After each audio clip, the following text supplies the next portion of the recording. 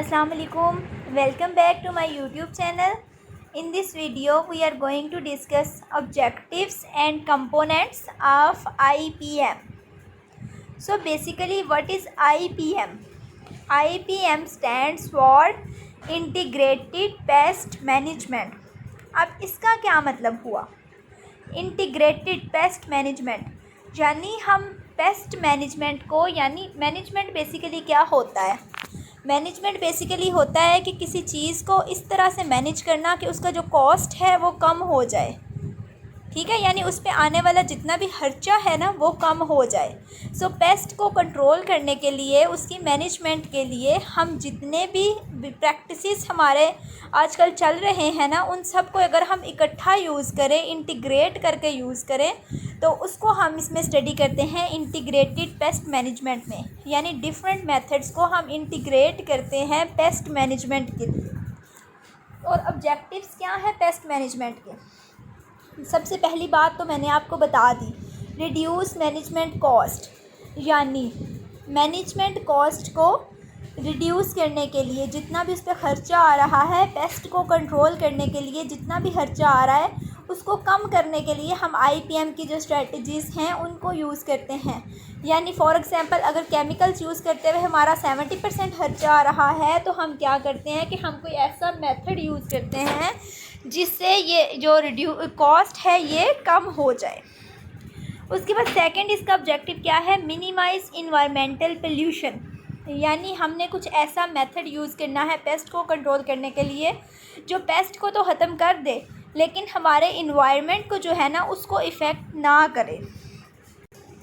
Third one हमारे पास है maintain ecological balance, यानी ऐसा ना हो कि हमने अगर एक स्पीशीज़ को किल करने के लिए हमने एक मेडिसिन यूज़ की है, एक केमिकल यूज़ किया है, तो वो हमारी जो बेनिफिशियल स्पीशी है उसको भी अटैक कर दे।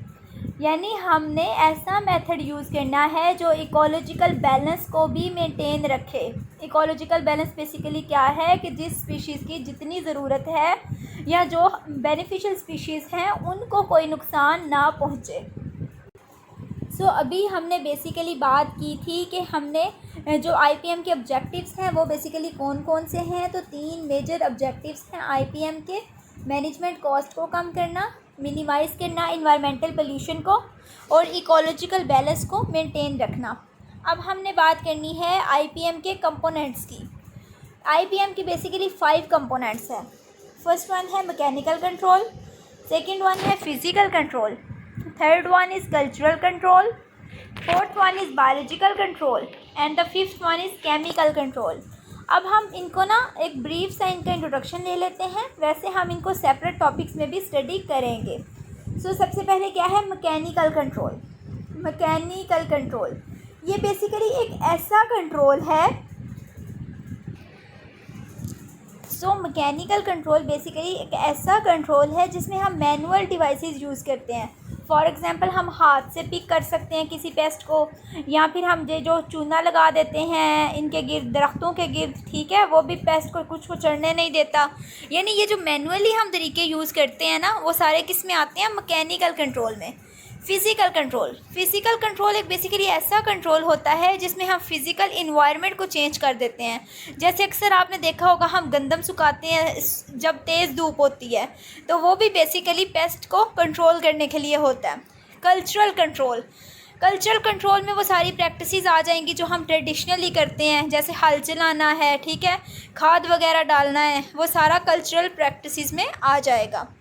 बायोलॉजिकल कंट्रोल बेसिकली क्या है कि इसमें हम ऐसे कह लें कि ऐसे हम इंसेक्ट्स को यूज़ करते हैं या फिर ऐसे ऑर्गेनिज़म्स को यूज़ करते हैं जो उस पेस्ट पे फीड करते हैं, यानी वो उनका प्रे है, तो हम उनके प्रेडेटर्स को जो है वो इंट्रोड्यूस करा देते हैं और वो अपने प्रे को कैच कर लेते हैं, ठीक है, ये बायोलॉजिकल कंट्रोल है। केमिकल कंट्रोल से आप लोग पहले ही वाकिफ़ हैं कि केमिकल कंट्रोल कौन सा है, जिसमें हम क्या करते हैं? केमिकल्स यूज़ करते हैं, ठीक है। इंसेक्ट को किल करने के लिए बेसिकली पेस्टिसाइड्स होते हैं, पेस्ट्स को किल करने के लिए इंसेक्टिसाइड्स हैं और पेस्ट्स के लिए पेस्टिसाइड्स हैं। इनको अभी हम डिटेल में भी स्टडी करेंगे।